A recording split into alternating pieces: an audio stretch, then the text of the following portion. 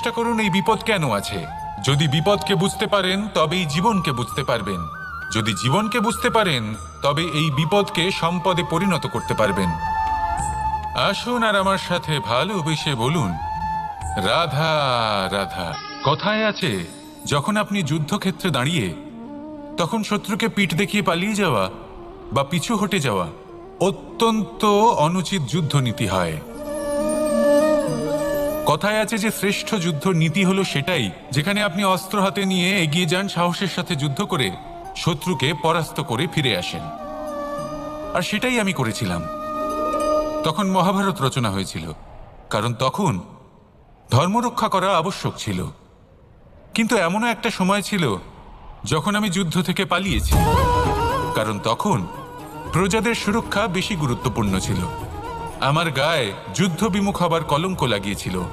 কিন্তু ঠিক আছে, আমি সেটাই করেছিলাম যেটা প্রয়োজনীয় ছিল। শ্রীরামও লঙ্কা গিয়ে রাবণকে হত্যা করার পূর্বে 4 মাস ধরে অপেক্ষা করেছিলেন। অপেক্ষায় ছিলেন কবে সেই সেতু সম্পন্ন হবে। তারপরে গিয়ে রাবণকে পরাস্ত করলেন, তাকে বধ করলেন। জীবনে কখনো কখনো থেমে যাওয়া বা পিছু হটে যাওয়া কার্যকর হতে পারে। এটা প্রত্যেক সময়ের উপরে নির্ভর করে।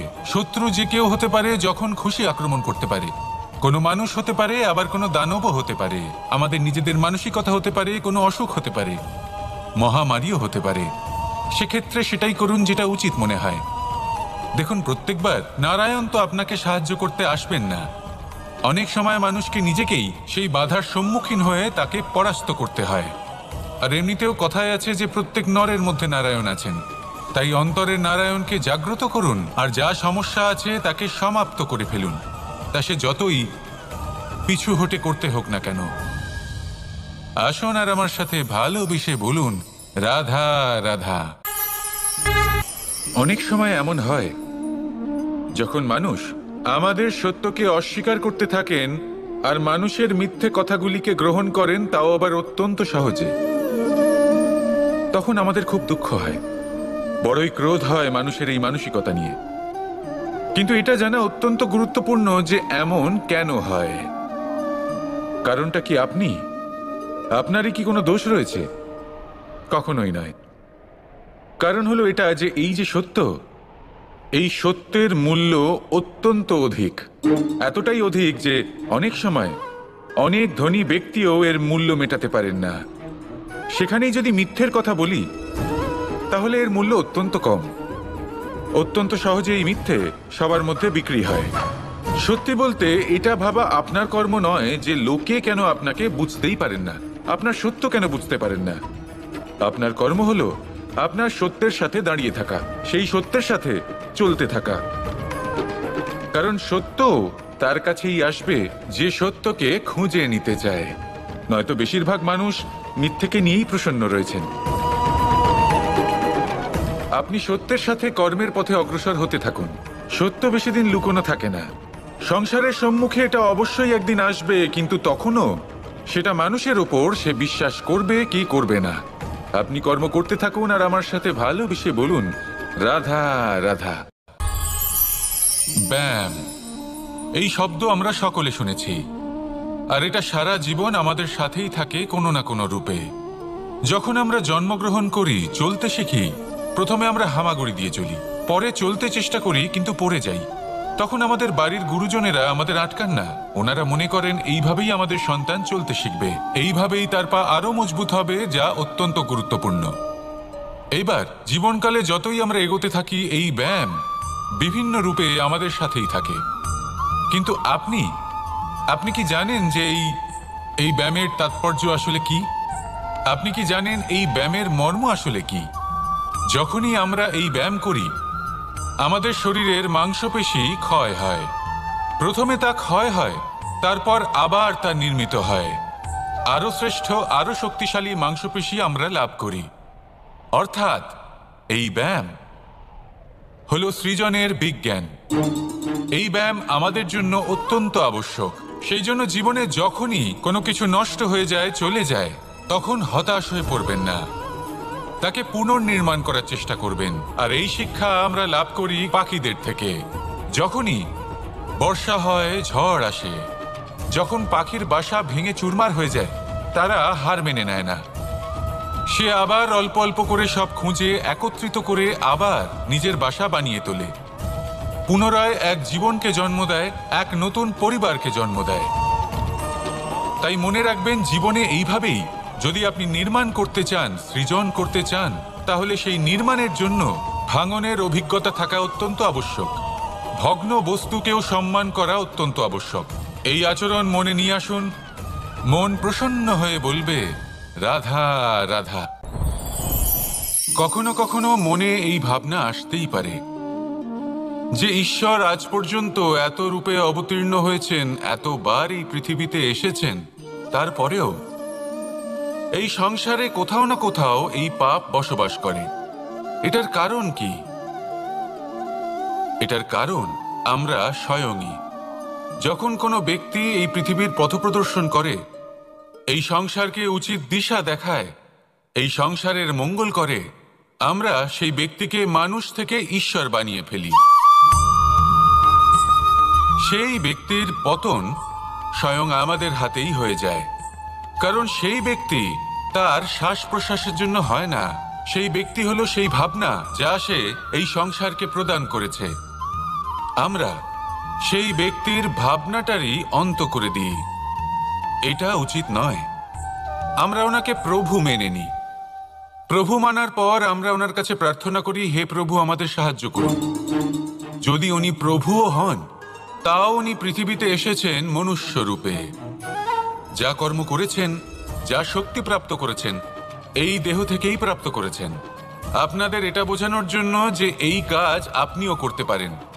যারা সৎ আত্মা থাকেন, তাদের জন্য সর্বশ্রেষ্ঠ শ্রদ্ধাঞ্জলি হলো এটাই যে আপনি তাদের পদচিহ্ন অনুসরণ করে চলুন। না ওনাদের স্মরণে থাকুন, না পুষ্পের মালা ওনাদের চরণে রাখুন, বরং তাদের ভাবনাকে অনুসরণ করে সেই ভাবনা নিয়ে এগিয়ে চলুন।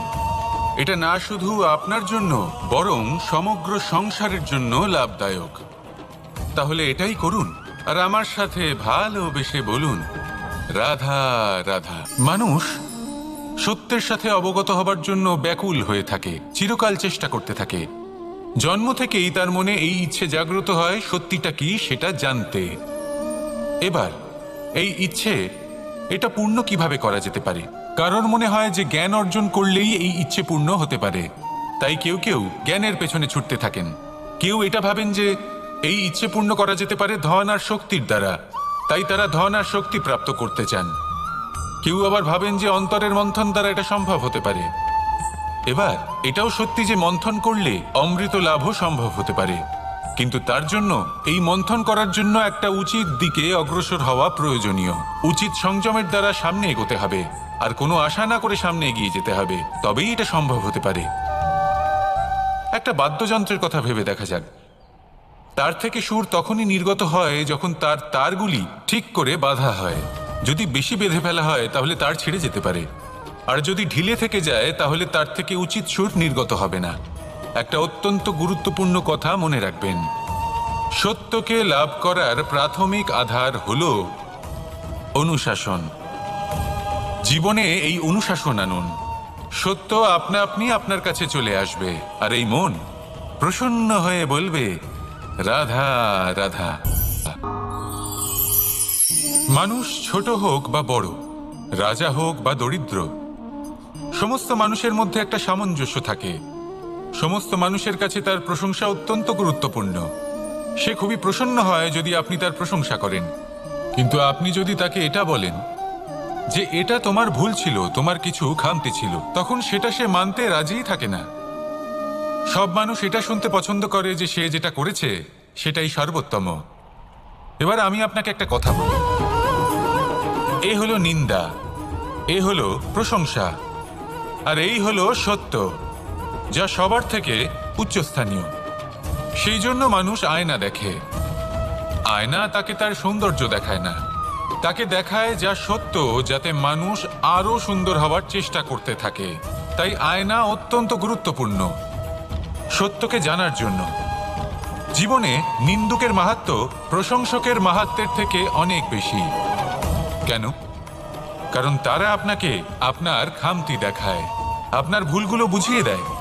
আপনাকে একটা সুযোগ দেয় নিজেকে শুধরে নিতে, নিজেকে আরো শ্রেষ্ঠ করে তুলতে, যা প্রশংসক করতে পারে না। তাই জীবনে যদি কখনো নিন্দা করা হয়, তাকে ভালোবেসে গ্রহণ করুন, ধন্যাত্মক রূপে গ্রহণ করুন। যদি নিজেকে কোনো শিক্ষা দেওয়া সম্ভব হয় তাহলে অবশ্যই দিন। দেখবেন মন প্রসন্ন হয়ে বলবে, রাধা রাধা। যখন কঠোর রোদে আমাদের শরীর উত্তপ্ত হয়ে যায়, আমরা গরম অনুভব করি, তখনই যদি বর্ষা হয় আর বৃষ্টির জলের ফোঁটা আমাদের শরীরে এসে পড়ে, তখন কেমন অনুভূতি হয়? বর্ষার এই জলের ফোঁটা যখন ধরিত্রীতে পড়ে, তখন যে নাদ উৎপন্ন হয়, মনে হয় যেন এক সঙ্গীত। এমন এক সঙ্গীত যা স্থিরতার সাথে আমাদের বুঝিয়ে দেয় যে এই সূর্যের উত্তাপ, এই রোদ, তা চিরকালের জন্য থাকবে না। সূর্যের কিরণের যতই তেজ থাকুক, যখন বর্ষা আসবে এই রোদের কিরণকে শীতল করবে। সূর্যের তেজ যতই বেশি হোক না কেন, কখনো না কখনো কালো মেঘ আসবে আর সূর্যকে ঢেকে দেবে। অর্থাৎ এই প্রকৃতি আমাদের শিক্ষা দেয় যে কারোর প্রকাশ, যে কারোর মেধা চিরকাল টিকে থাকে না।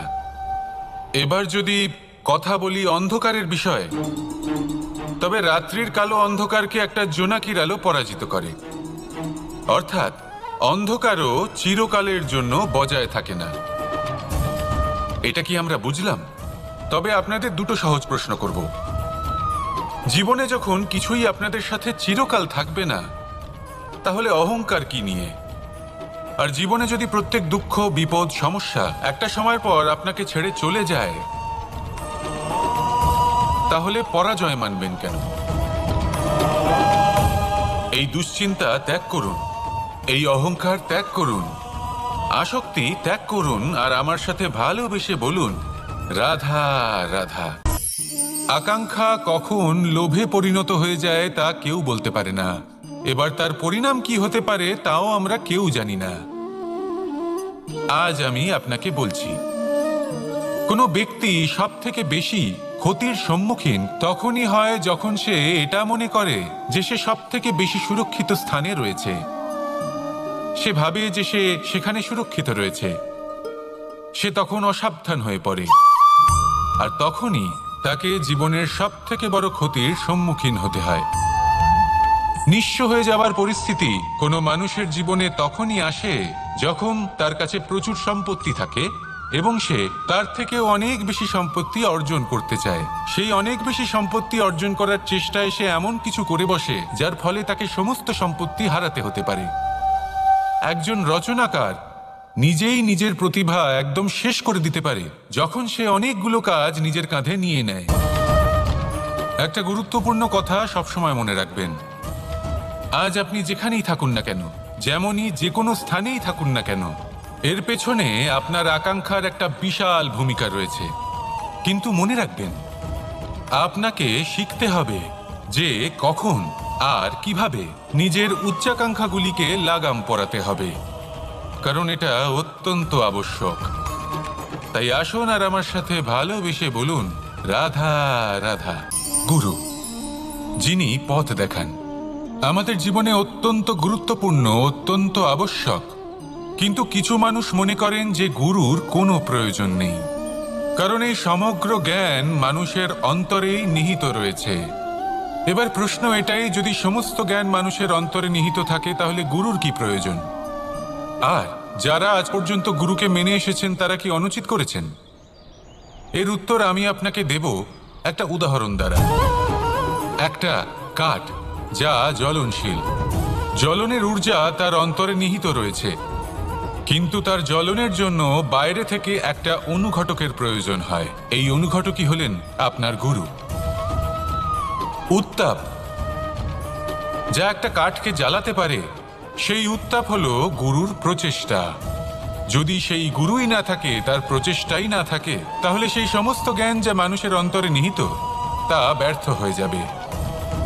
যদি আপনার সাথে আপনার গুরু থাকেন, আপনার পথ প্রদর্শন করেন, আপনার অন্তরের জ্ঞানকে বাইরে নিয়ে আসতে পারেন, তাহলে তাকে সম্মান করুন আর আমার সাথে ভালোবেসে বলুন, রাধা রাধা। পুরুষার্থ। শাস্ত্রে 4 ধরনের পুরুষার্থের কথা বলা হয়েছে। প্রথম হলো ধর্ম, আপনি কি জানেন এই ধর্ম আসলে কি? আপনার কি মনে হয় ধর্ম আসলে কি? কোনো বিশেষ ঈশ্বরকে মানাই কি ধর্ম বলা হয়? নাকি কোনো বিশেষ রীতি পালন করাই হলো ধর্ম? নাকি কোনো বিশেষ সাহিত্যকে সর্বশ্রেষ্ঠ মনে করাই হলো ধর্ম? না, ধর্ম হলো সেটা যাকে ধারণ করা যেতে পারে। আর ধারণ শুধু সেটাই করা যায় যা পবিত্র। পবিত্র শুধু তাকেই বলা হয় যা নিঃস্বার্থ, যার মধ্যে শাসন করার কোনো ইচ্ছে নেই, যা সরলভাবেই প্রবাহমান, জল এবং বায়ুর মতো। যখন কোনো ব্যক্তি ধর্মকে ধারণ করেন এবং সেই ধর্ম সেই ব্যক্তিকে রক্ষা করে, তখন তাকে ধর্ম বলা হয়। ধর্ম যা রক্ষা করে অহংকার থেকে, খারাপ চিন্তার হাত থেকে। সেই জন্য পুরুষার্থ গড়ে তোলার আগে, ধর্ম পালন করার আগে ধর্মের প্রকৃত অর্থ কি সেটা বুঝে নিন।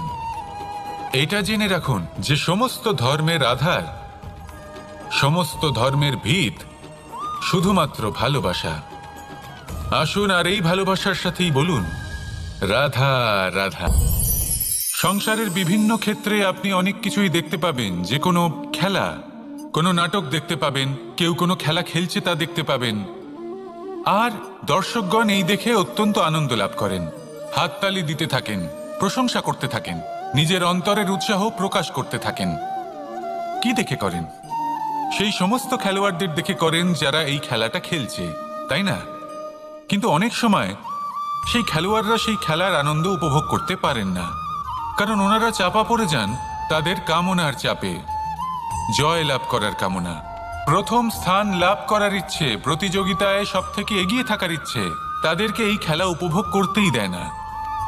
সেই জন্য কখনো কখনো এই খেলোয়াড়দের থেকে অনেক বেশি আনন্দ উপভোগ করেন দর্শকগণ, যেখানে এই খেলাটা কিন্তু খেলছেন খেলোয়াড়রাই। আমি এটা বলছি না যে এই ইচ্ছে, এই আকাঙ্ক্ষা অনুচিত, না, কিন্তু তার সাথে সেই খেলা, সেই কর্মের আনন্দ উপভোগ করাও অত্যন্ত গুরুত্বপূর্ণ। তাই সেটা উপভোগ করুন। যে উৎসাহ আপনি উপভোগ করছেন তা যাপন করা অত্যন্ত গুরুত্বপূর্ণ। দেখুন, সত্যি বলতে এটা কিন্তু আপনার অধিকারও বটে। আপনি যে কর্ম করছেন তার ফল তো আপনি অবশ্যই পাবেন। সেটা যখন আপনি পাচ্ছেন তখন আপনার তা উপভোগ করা উচিত। সেটাই করুন। জীবনে সফলতা এবং অসফলতা এরা আসা যাওয়া করতে থাকে। যখন সাফল্য আসবে তখন তা উপভোগ করুন, যখন অসফলতা আসবে তখন তার থেকে শিক্ষা লাভ করুন। সাফল্য আপনার কাছে আবার ফিরে আসবে।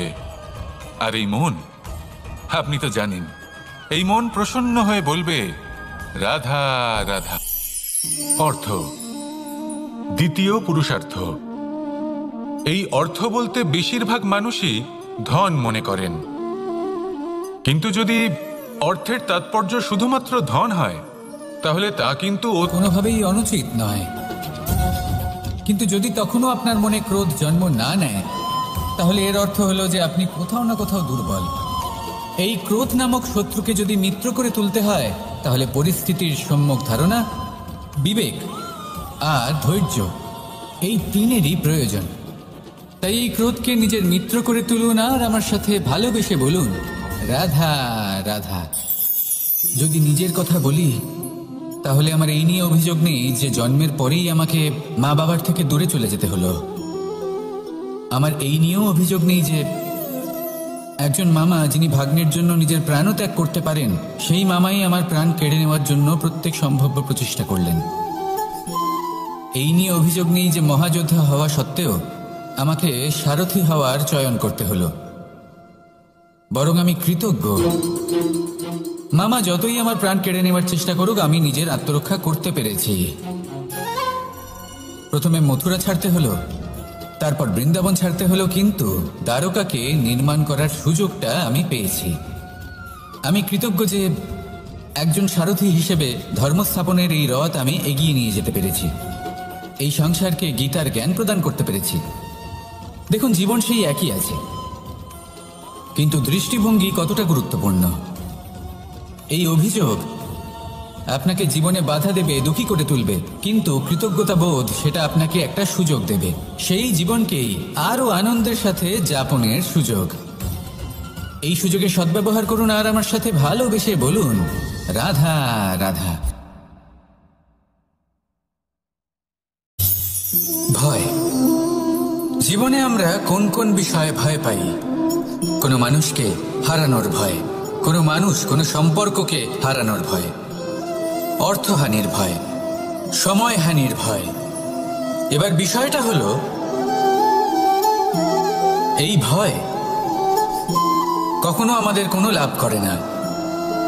এটা সবসময় আমাদের পিছনে ঠেলে আর নিচু স্তরে নামিয়ে দেয়, কখনোই আমাদের উত্থানের কারণ হয় না। তাই জীবনে যদি কোনো ভয়ের কারণ থাকতেই হয়, তা শুধুই এটা যে মানুষের কথা ভাবতে ভাবতে, সম্পর্কগুলিকে হারানোর ভয়, মানুষকে হারানোর ভয়, সবার মন রাখতে রাখতে আপনি যেন নিজেকে, নিজের ভাবনা চিন্তাকে না হারিয়ে ফেলেন। যদি এরকম হয়, যদি সকলের মন রাখতে রাখতে আপনি নিজেই নিজেকে হারিয়ে ফেলেন, নিজের ভাবনা, নিজের লক্ষ্য, নিজের মন্তব্যকে হারিয়ে ফেলেন, তাহলে সংসারে যতই যাই হয়ে যাক না কেন, প্রসন্নতা লাভ করবেন না। তাই রক্ষা তাকেই করুন যে আপনাকে রক্ষা করে, আপনার মানসিকতা, আপনার ব্যক্তিত্ব, আপনার লক্ষ্যকে রক্ষা করে। আর যদি কোনো বিষয়ে ভীত হতে হয়, তবে আপনি যেন নিজের উদ্দেশ্যের থেকে দূরে না চলে যান। তাহলে আসুন আর আমার সাথে ভালোবেসে বলুন, রাধা রাধা। জীবনের পঞ্চমহাভূতের দ্বিতীয় তত্ত্ব হল মাটি, ভূমি, ধরা, যে ধারণ করে, যা আমাদের সকলকে ধারণ করে, ভালো হোক বা মন্দ, নিজের কর্তব্য পালন করে। আর এটাই শিক্ষা আমাদের জন্য। আমাদেরকেও আমাদের সকল কর্তব্য পালন করতে হবে, তা সে আমাদের নিজেদের প্রতি হোক, আমাদের পরিবারের প্রতি হোক, সমাজের প্রতি হোক বা ঈশ্বরের প্রতি। এই শিক্ষা আমাদের মাটি দিয়ে থাকে। এ আমাদের পদতলে পিষ্ট হয়েও তার বদলে আমাদের বনস্পতি প্রদান করে। অগ্রসর হতে পদক্ষেপ নেওয়ার সময় আমরা পা দিয়েই ধরিত্রীকে পিছনে ঠেলি, কিন্তু এই মাটি আমাদের ঘৃণা করে না। সে আমাদের পরবর্তী পদক্ষেপের জন্য অপেক্ষা করে আর স্বাগত জানায়। আর হয়তো সেই জন্যই এই ধরাকে আমরা ধরিত্রী মাতা বলে থাকি। আর তাই এই পদবী, এই সম্মান, এই ভালোবাসা, এর আকার বা এর ভারের জন্য একে প্রদান করা হয় না, প্রদান করা হয় এর স্বভাবের কারণে।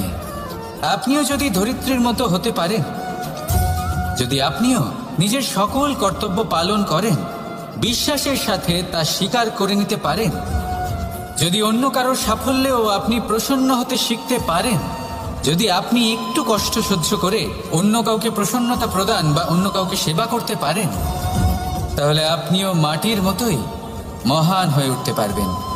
তাহলে আসুন আর আমার সাথে ভালোবেসে বলুন, রাধা রাধা। প্রেম, এই প্রেম যতটাই সরল, ঠিক ততটাই জটিল হয়। এই প্রেমের দুই রূপ হয়, সবলতা আর দুর্বলতা। নির্বাচন হলো আপনার। এবার যদি একটা উদাহরণ দিয়ে আপনাকে বোঝাই, তাহলে মাতা পিতাকে দেখুন। মাতা পিতা সন্তানকে কখনো কখনো এত স্নেহ দিয়ে ফেলেন যে তাকে বাইরে কোথাও যেতেই দেন না। আর তার ফলে সন্তান এতটাই দুর্বল হয়ে পড়ে যে এমনও হয় তারা সারা জীবন বাড়িতেই বসে থাকে। এবার যদি এই মাতা পিতাই এই ভালোবাসায় সাহস জুগিয়ে দেন, সেই সন্তানকে বলে দেন যে যাও, এই সংসারকে অনুভব করো, নিজের প্রারব্ধ নিজেই রচনা করো, এই সংসারে সব থেকে শ্রেষ্ঠ হয়ে দেখাও, সব থেকে উঁচুতে উঠে দেখাও, তাহলে সন্তান অবশ্যই এটা করে দেখাতে পারে। এবার আপনি নিজের প্রেমের দ্বারা আপনজনদের দুর্বল করবেন নাকি তাদের সবল করবেন, সিদ্ধান্ত আপনারই। আসুন আর আমার সাথে ভালোবেসে বলুন, রাধা রাধা। জীবনের পঞ্চমহাতত্ত্বের মধ্যে পঞ্চম তত্ত্ব অগ্নি। অগ্নি যা জ্বালাতে সাহায্য করে, কিন্তু তা উত্তাপও প্রদান করে।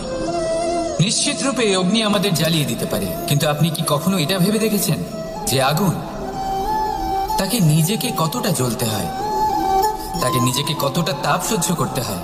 ও নিজে জ্বলে আমাদের উত্তাপ প্রদান করার জন্য, ও নিজে জ্বলে আমাদের ঊর্জা দেবার জন্য, আমাদের আলো দেবার জন্য, অন্ধকারে পথ দেখানোর জন্য, শত্রুর সাথে মোকাবিলা করার জন্য আমাদের সাহায্য করে, নিজে জ্বলে। যখন আমরা কোনো দেবতার জন্য যজ্ঞ করি, তখন দেবতার ভোজন গ্রহণ করার নিমিত্ত হয় এই অগ্নি। কত কিছু ওকে সহ্য করতে হয় আমাদের এত কিছু দেবার জন্য। আপনিও আগুনের মতো হয়ে উঠুন, নিজে কষ্ট সহ্য করুন অন্যকে সাহায্য করার জন্য, তাদের জীবন উদ্ধার করার জন্য, নিজের প্রিয়জনের জন্য, নিজের পরিবারের জন্য, নিজের মাতা পিতার জন্য, এই সমাজের জন্য। নিজে কষ্ট সহ্য করুন, প্রকাশের কেন্দ্রবিন্দু হয়ে উঠুন, আর সকলকে পথ প্রদর্শন করুন, সবাইকে পথ দেখান। যেদিন আপনি আগুনের মতো হয়ে উঠবেন সেই দিন ঠিক যেমন অগ্নিকে পুজো করা হয়, আপনিও সেইভাবে পূজনীয় হয়ে উঠবেন। যেমন সকল শুভকর্মে, সকল যজ্ঞে, সকল পুজোতে অগ্নিকে স্মরণ করা হয়, সেইভাবেই সকল শুভকর্মে আপনাকেও স্মরণ করা হবে। আর যেদিন আপনি এরকম হয়ে উঠবেন সেই দিন জীবনের বাস্তব মর্ম কি আপনি তা বুঝতে পারবেন। তাহলে আসুন আর আমার সাথে ভালোবেসে বলুন, রাধা রাধা। জীবনের পঞ্চমহাভূতের মধ্যে একটা তত্ত্ব হলো আকাশ। আকাশ যা কিনা নিরাকার, যার কোনো আকার নেই। আকাশ যা হলো অনন্ত। আর আমাদের সবসময় মনে হয় যে এই আকাশ আমাদের সাথে জড়িয়ে রয়েছে। কেন? এবার এই আকাশ আমাদের জন্য কি না করে। আকাশ আমাদের ওড়বার স্বাধীনতা দেয়। আকাশ মেঘকে ধারণ করে যাতে আমাদের তৃষ্ণা মিটতে পারে। এই আকাশ সূর্য এবং চন্দ্রকে তার যথাস্থান দেয় যাতে আমরা প্রকাশও পেতে পারি, আবার অন্ধকারও, যাতে আমাদের জীবনে সামঞ্জস্য বজায় থাকে। আকাশের থেকে অনেক কিছুই শেখার রয়েছে। যদি আমরাও আকাশের মতো হতে পারি, আমাদের আপনজনদের সেই স্বাধীনতা দিতে পারি যাতে তারা উঠতে পারেন, যাতে তারা নিজেদের স্বপ্ন পূরণ করতে পারেন, যার ফলে তারা নিজেরাই এই জীবনকে অনুভব করতে পারেন, নিজের পায়ে দাঁড়াতে পারেন, তাহলে ভাবুন আমাদের অস্তিত্ব কতটা বড় হয়ে যাবে।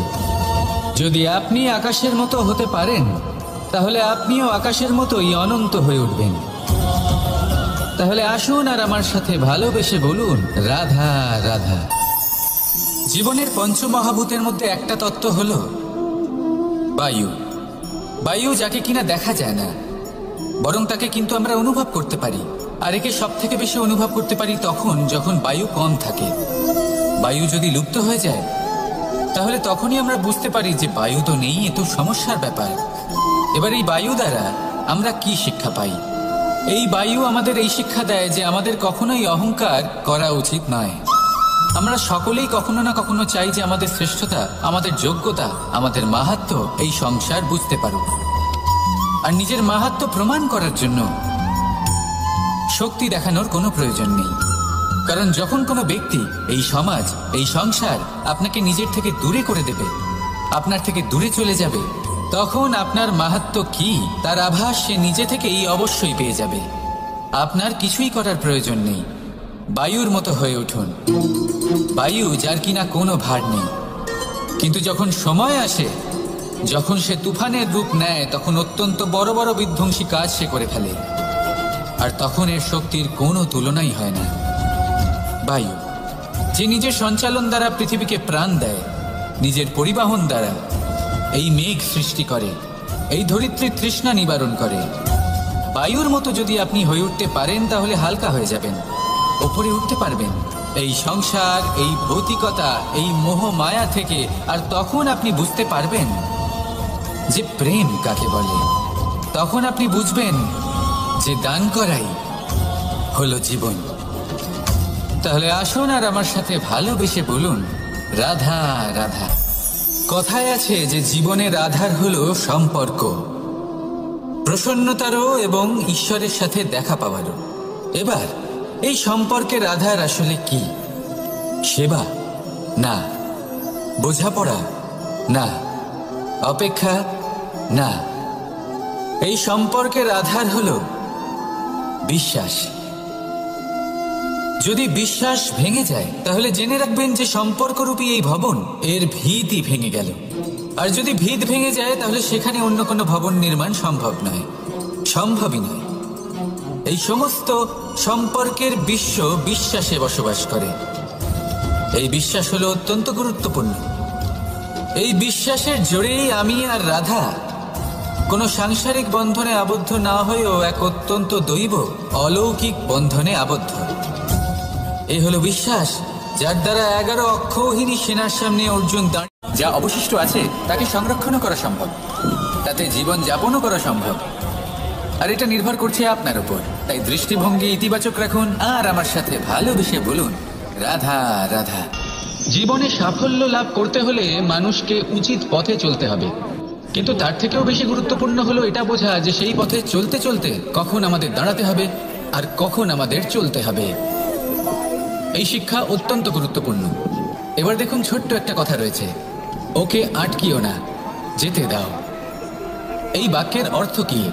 অর্থ যে কাউকে আটকিও না, যে এগোতে চাইছে তাকে এগোতে দাও, তার পথে বাধা সৃষ্টি করো না। এবার এই ছোট কথাতে এক অনুচিত স্থানে আমি দাঁড়িয়ে পড়ি, আটকাও, যেতে দিও না। এবার এর অর্থ কি হলো? যে এই ব্যক্তিকে আটকাও, তাকে জীবনে এগোতে দিও না, এর পথে বাধা সৃষ্টি করো। এবার এই ছোট কথাতে অনুচিত স্থানে যদি আমি আটকে যাই, তবে ভাবো কত পার্থক্য হলো। এই শিক্ষা কতটা গুরুত্বপূর্ণ সেটা শিখুন, আর এই শিক্ষা আমাদের জীবনে কতটা গুরুত্বপূর্ণ হতে পারে সেইটা বুঝুন। বুঝে যান, শিখে যান জীবনে কখন সামনে এগোতে হবে আর কখন থামতে হবে। মন প্রসন্ন হয়ে বলবে, রাধা রাধা। মানুষের 6টি বড় শত্রু রয়েছে, আর এরা অন্য কোথাও নয় বরং মানুষের অন্তরেই বাস করে। এই 6টি শত্রু হল কাম, ক্রোধ, মোহ, লোভ, ঈর্ষা আর অহংকার। কিন্তু এরা কি চিরকাল আপনার শত্রু হিসেবেই থেকে যায়? এদেরকে নিজের বন্ধু করে তোলা কি সম্ভব নয়? ভেবে দেখুন না। এবার যদি কথা বলি কাম নিয়ে, অর্থাৎ কামনা করা, তাহলে মানুষ যদি জীবনে কামনা করতে থাকে তাহলে সন্তোষের অনুভূতি লাভ করতে পারে না। কিন্তু এই কামনাই মানুষের বন্ধু হয়ে উঠতে পারে। কিভাবে? ধরুন, যদি মানুষ ভাবে আমি আরো অনেক বেশি শ্রেষ্ঠ ব্যক্তি হয়ে উঠতে চাই আর তার জন্য কর্ম করে, পরিশ্রম করে, তাহলে ভবিষ্যতে গিয়ে শ্রেষ্ঠ ব্যক্তি হয়ে উঠতে পারে কামনার কারণে। অর্থাৎ এই কামনাই ওর বন্ধু হয়ে ওঠে। কিন্তু ধরুন কোনো মানুষ যদি চায় সে শ্রেষ্ঠ ব্যক্তি হয়ে উঠবে, কিন্তু তার জন্য না কোনো কর্ম করছেন আর না কোনো পরিশ্রম করছেন আর অধর্মের পথে চলতে শুরু করে দেন, তাহলে এই কামনাই তার শত্রু হয়ে উঠতে পারে। এবার যদি এই কামনাকে নিজের বন্ধু করে তুলতে হয়, তাহলে নিজের নির্বাচনে বিচক্ষণ হতে হবে, নিজের মস্তিষ্কের উপর নিয়ন্ত্রণ রাখতে শিখতে হবে। সেটাই করুন আর আমার সাথে ভালোবেসে বলুন, রাধা রাধা। রামধনু আমাদের সকলের প্রিয়। আকাশে এই 7 রং দেখে মন আনন্দে ভরে ওঠে।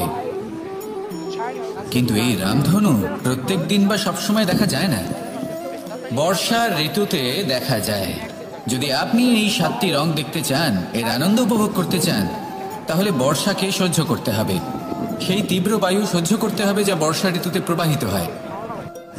ঠিক সেভাবেই যদি জীবনে 7টি রঙের সুখ অনুভব করতে হয়, তাহলে সমস্যার বর্ষণও সহ্য করতেই হবে, তবেই তো সেটা লাভ করতে পারবেন। মনে রাখবেন, একটি ছোট্ট শিশু যখন তার খিদে পায়, তখন কিন্তু সে নিজে মাকে সেটা জানাতে পারে না, বলতেও পারে না। তাকেও কিন্তু সেই খিদের যন্ত্রণা সহ্য করতেই হয়। আর যখন সেই যন্ত্রণায় সে কাঁদতে থাকে, তখন মা বুঝতে পারেন যে সেই ছোট্ট শিশুটির তো খিদে পেয়েছে। তখন তার খিদে দূর হয়। বসে থেকে এই সংসারে কোনো কিছুই লাভ করতে পারবেন না। যদি সুখ ভোগ করতে হয়, তাহলে যন্ত্রণাও সহ্য করতে হবে, পরিশ্রমও করতেই হবে। তাহলে সাহসের সাথে সব যন্ত্রণার সম্মুখীন হন, শৌর্যের সাথে পরিশ্রম করুন, আর আমার সাথে ভালোবেসে বলুন, রাধা রাধা। ছোটবেলায় যখনই আমাদের মাখন খেতে ইচ্ছে করতো, তখন আমরা মাখন চুরি করে খেতাম। আমরা সকল বন্ধুরা একে অপরের পিঠে দাঁড়াতাম, মাখনের হাঁড়ি ভাঙতাম আর মাখন খেয়ে নিতাম। এটাকেই বলা হয় সংগঠনের শক্তি। এবার কি শুধুমাত্র সংগঠনই যথেষ্ট? আসুন দেখা যাক।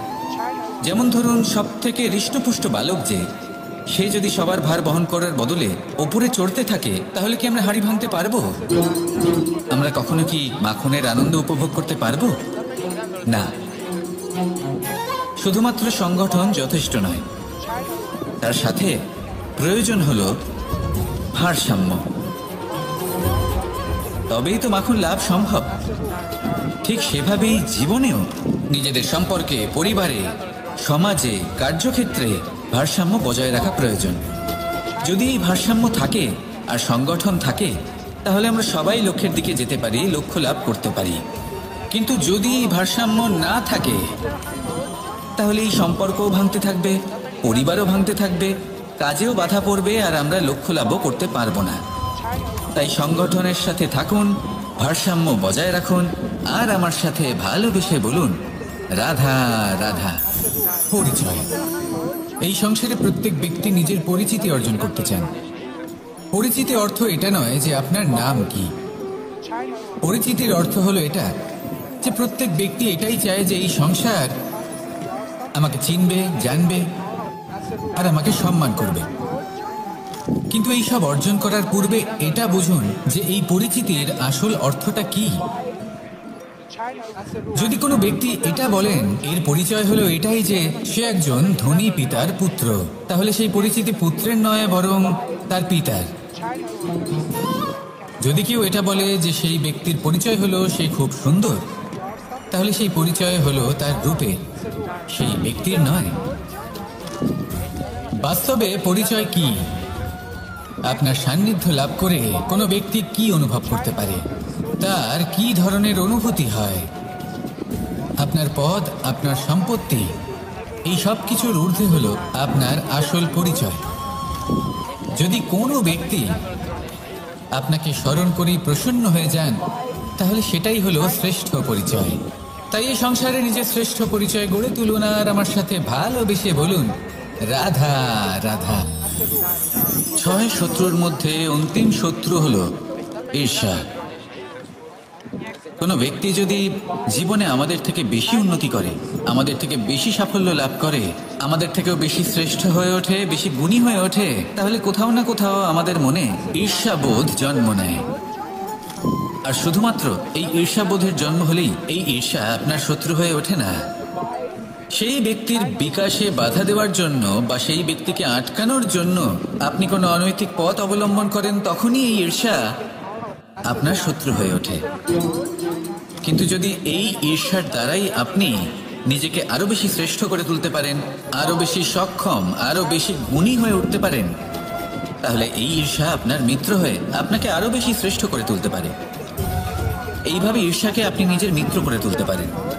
এই 6 বিকার বা বোধ বা শত্রু যাদের কথা আমরা বললাম, এদের আমরা নিজের বন্ধুও করে তুলতে পারি। দিনের শেষে নির্বাচনটা আপনাকেই করতে হবে।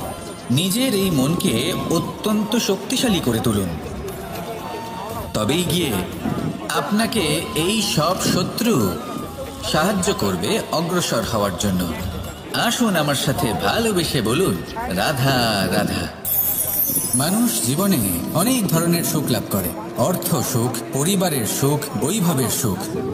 কিন্তু এমন একটা সুখ আছে যা বেশিরভাগ মানুষকে প্রভাবিত করে, কিন্তু সেই সুখ তাদের কোনো প্রয়োজনই নেই। সেটা হলো পরনিন্দা সুখ। অর্থাৎ এমন কোনো ব্যক্তিকে নিয়ে নিন্দা করা, তার প্রতি অনুচিত শব্দ প্রয়োগ করা, কারণ সেই ব্যক্তিকে আপনি পছন্দ করেন না। আর এমন অনেক মানুষ আছেন যারা এই কাজ করে খুব আনন্দ লাভ করেন, যেটা করা উচিত নয়। কারণ এতে আপনার সময়, আপনার ঊর্জা, আপনার নিজের অন্তরের ইতিবাচক শক্তি আপনি নষ্ট করে ফেলছেন। আর এই সব কিছুই আপনার প্রয়োজন আছে। যাদেরকে আপনার পছন্দ নয় সেই ব্যক্তির বিষয়ে কথাই বলবেন না। সেই সব ব্যক্তির দিকে মনোনিবেশ করুন যাদের আপনি ভালোবাসেন। সেই সব কাজে মন দিন যেগুলো আপনার ভালো লাগে। সেই বস্তুর দিকে নজর দিন যেগুলো আপনার প্রিয়, নিজের লক্ষ্যের দিকে, এই সব কিছুর দিকে নয়।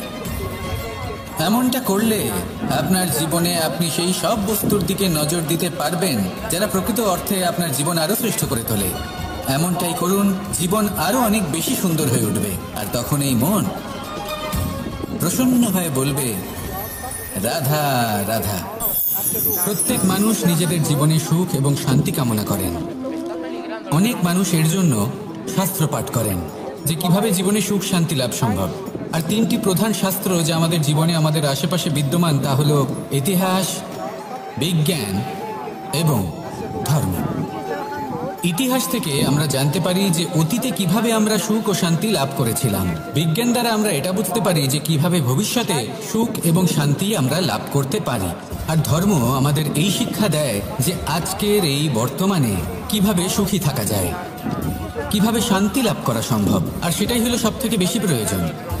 অনেক সংখ্যক মানুষ অতীতে আটকে রয়েছেন, সেখানে অনেক মানুষ ভবিষ্যতের চিন্তায় দিন কাটাচ্ছেন। আজ এই বর্তমানে খুব কম সংখ্যক মানুষ প্রসন্ন থাকতে পারেন, সেটাই শিখুন। ধর্ম এটাই বলে যে যদি মনে কোনো মালিন্য না থাকে, এই মন যদি স্বচ্ছ হয়, কর্মের মাঝে কোনো ছলনা যদি না থাকে, তাহলে নিশ্চিত রূপে জীবনে সুখ এবং শান্তি আসবে আর আসতেই থাকবে। আসুন আমার সাথে ভালোবেসে বলুন, রাধা রাধা। মানুষের আরো একটি শত্রু হলো অহংকার।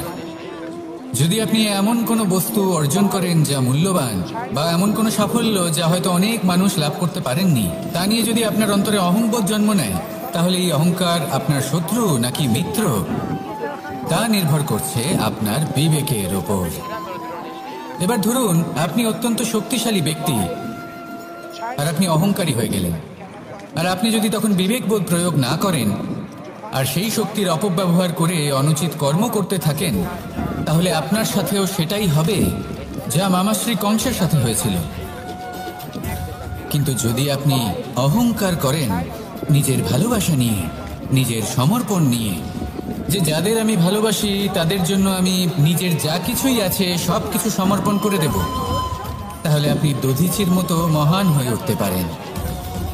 তাহলে এই অহংকার যা এই সমস্ত সংসারের গতিকে বাধা দেয়, তাকে নিজের বন্ধু করে তুলুন আর আমার সাথে ভালোবেসে বলুন, রাধা রাধা। সাফল্য। আমরা সবাই জীবনে সাফল্য লাভ করতে চাই। প্রত্যেক ব্যক্তি এটা চান যে নিজের নিজের কর্মক্ষেত্রে তিনি যেন সর্বশ্রেষ্ঠ হয়ে থাকেন। এবার আমাদের মধ্যে কেউ এটা মানুক বা না মানুক, আমরা সবাই এটা জানি, কোথাও না কোথাও নিজেদের মনে মনে আমরা এটা জানি যে আমরা সম্পূর্ণ নই, আর আমরা সবাই পূর্ণতা লাভ করতে চেষ্টা করি। এবার পূর্ণতা প্রাপ্তির এই যাত্রায় সাফল্য কিভাবে লাভ করা সম্ভব? কেউ বলবে নিরন্তর পরিশ্রম করতে থাকো, দৃঢ় নিষ্ঠার সাথে অগ্রসর হও, সাফল্য অবশ্যই লাভ করবে। হ্যাঁ, এটা সত্যি কথা, কিন্তু এই সব কিছু করার আগে একটা সিঁড়ি আছে, একটা শিক্ষা আছে যা জীবনযাপনের অংশ করে তোলা গুরুত্বপূর্ণ। আর সেটা হলো আপনার এটা বোঝা উচিত যে আপনি ঠিক কি ভুল করেন যার জন্য আপনি সাফল্য পর্যন্ত পৌঁছতেই পারেন না। আর এটা বোঝা প্রয়োজনীয় যে কিভাবে এই ভুল শুধরে নেওয়া সম্ভব। নিজের অন্তরে সেই সাহস জাগিয়ে তুলুন যার দ্বারা আপনি নিজের ভুল স্বীকার করতে পারবেন। সেই ধৈর্য জাগ্রত করুন যাতে যতই কঠিন হোক না কেন আপনি নিজের ভুল শুধরে নিতে পারবেন। তার সাথে পরিশ্রমও করুন, দৃঢ় নিষ্ঠার সাথে সামনে এগিয়েও চলুন। সাফল্য অর্জন করতে খুব বেশি সময়ও লাগবে না। আসুন আমার সাথে ভালোবেসে বলুন, রাধা রাধা। মোহ, কারোর প্রেমের মোহ, কারোর সঙ্গলাভের মোহ, কোনো বন্ধনের মোহ, কখনো বা ধনের মোহ, ঐশ্বর্যের মোহ। যদি আপনার মধ্যে এই মোহবোধ জাগ্রত হয় তাহলে আপনার বিনাশ সুনিশ্চিত।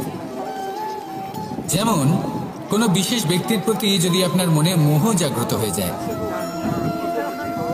তাহলে আপনি চাইবেন সেই ব্যক্তি আমার কাছেই থাকুক, আমার পাশেই থাকুক, শুধুই যেন আমার হয়ে থাকুক। আর শুধু এই কারণেই কোথাও না কোথাও সেই ব্যক্তিকে আপনি তার প্রিয়জনের থেকে দূরে করে দিচ্ছেন।